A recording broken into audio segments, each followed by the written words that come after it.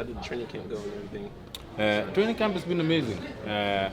Luckily, I was injury-free after the first fight, so I could take a couple of days off, just mentally relax, and then jump right back to it. So camp was amazing. That's good. Sadibou, can you talk about training with Todd Gurley and your relationship with him? Yeah, so it all happened so spontaneously, right? So it was something that I didn't expect. So when it all happened, it was really nice, really fun. So for him to bring me out to invite me to train with him in LA was a very nice thing, very nice gesture, and we had a good time, good training session, and we're gonna continue to stay in touch. Was there anything specific he showed you or that you showed him? Just Yeah. So what was nice was seeing another top level athlete like him, seeing what kind of exercises, what kind of training he does that's specific for what he needs to be doing, right? And how can I implement that in what I'm trying to do, which was very nice. So I got a couple of things with me that I've been working on my back home, but other than that, it was just nice to work out with another top level athlete and get to know him a little bit and push each other. do you feel like that gives you an advantage over the rest of the competition? To be honest, like I'm gonna Todd Gurley's not gonna be in there with me, right? So I'm not. The advantage for me is my mindset and me knowing that I've been doing everything to get my hands raised. So that's my mindset. You know, your last fight, you had a knockout of 15 seconds. You know, 17 seconds. 17 sorry. seconds. I'm sorry. Do you think that you can like top notch that? You think you got something under your sleeve that, you know what, I might be able to do it earlier? You know, see how the fight goes this time. The thing is, the plan was to stay ready for the first fight, right? The plan was to stay ready. We saw a couple of things that I could explore during the fight. If something presented itself, I would jump at the opportunity. But I'm not. First and foremost is getting the hand raised, getting the W. That's the most important thing.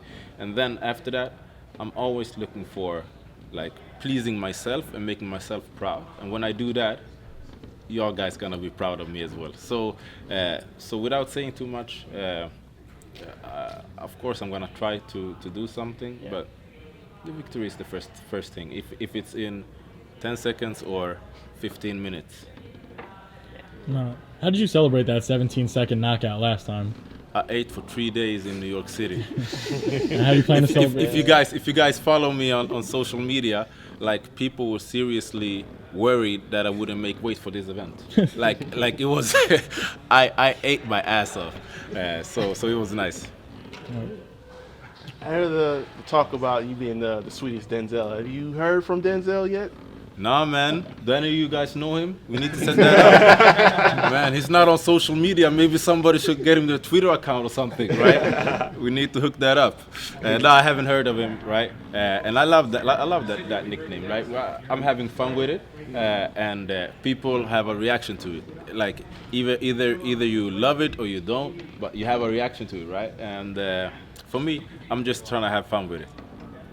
And how does it feel being part of the Swedish fight culture? Because you know guys like Jimmy Manuwa and Gustafsson, you know, they hung up their gloves and everything. So you feel like that torch is being passed up to you to continue the tradition? To be honest, we have a lot of Swedish fighters, not only in MMA, but Swedish fighters in general. Swedish fighting has been very good for centuries. So I don't know how many years centuries is, but for a long time. I'm trying to for decades, right? Manuel, he's actually from UK, but he's been training in Sweden for a while, right?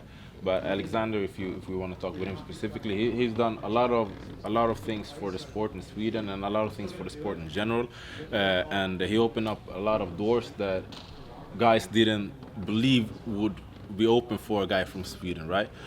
So for me, I'm not comparing myself to him or any other fighter. I'm focusing on myself, and I'm not thinking about any what have I done for the sport. I'm focused on tomorrow, and after that it's gonna be the playoffs, and after that it's gonna be the next fight. And when it's all said and done, then we can watch like the body of work, right? Talking about focusing on yourself, is there anything you feel you have to prove to yourself? No.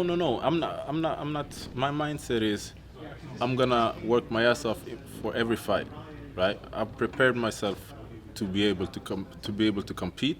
I prepared myself to be able to be victorious. I believe in myself, and I'm gonna lay it all out there. And I've done what I need to do to get my hands raised. Good. Thank you. All right, guys.